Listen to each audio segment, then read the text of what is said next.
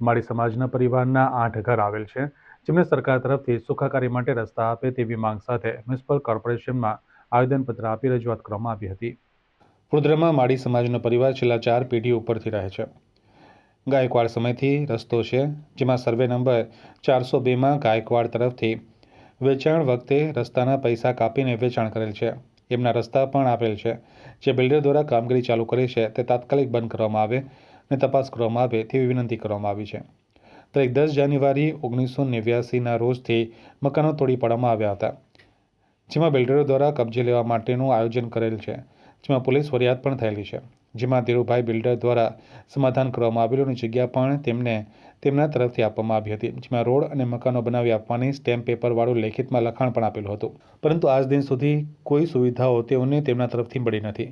જે ઘાસ ઉપર બાંધકામ કરવામાં આવ્યું છે તેના કારણે છેલ્લા 10 વર્ષથી માળી સમાજના પરિવારના મકાનોમાં 4-4 ફૂટ જેટલું પાણી ભરાઈ જાય છે અને આજુબાજુ પણ પાણી ભરાઈ જાય છે, જેમાં રાજસ્તંભ, રાજરત્ન સોસાયટી, રાજદીપ સોસાયટી જેવી સોસાયટીઓમાં પણ પાણી ભરાઈ જાય છે. જેનું મુખ્ય કારણ છે કે કામકાજ ઘાસ ઉપર થયેલ છે તે તાત્કાલિક ધોરણે તોડી પાડવામાં આવે અને ટાઉન પ્લાનિંગ અધિકારી ઉપર સદર બાબતે તાત્કાલિક ધોરણે તપાસ કરવામાં આવે અને ખાતાકીય તપાસ કરવામાં આવે કે પરમિશન કેવી રીતે આપવામાં આવી છે અને બાંધકામથી લોકોને પારવાર નુકસાન થઈ રહ્યું છે, જેથી ડેપ્યુટી મ્યુનિસિપલ કમિશનર અર્પિતા શાહને આવેદનપત્ર આપવામાં આવ્યું હતું. અત્યારે અમે રોડની રજૂઆત લઈને આવેલા. 10/1/2089ના રોજ અમારી પર હુમલો થયેલો, અમારા મકાનો તોડી નાખવામાં આવ્યા. ત્યાર પછી ધીરુભાઈ બિલ્ડર દ્વારા સમાધાન કરીને જગ્યા આપવામાં આવી.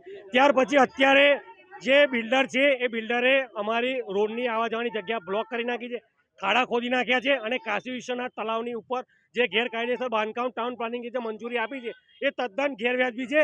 કારણ કે 10-10 વર્ષથી અમારા ઘરોની અંદર 4-4 ફૂટ પાણી ભરાય છે અને 4-4 ફૂટ પાણી ભરાવાના છે.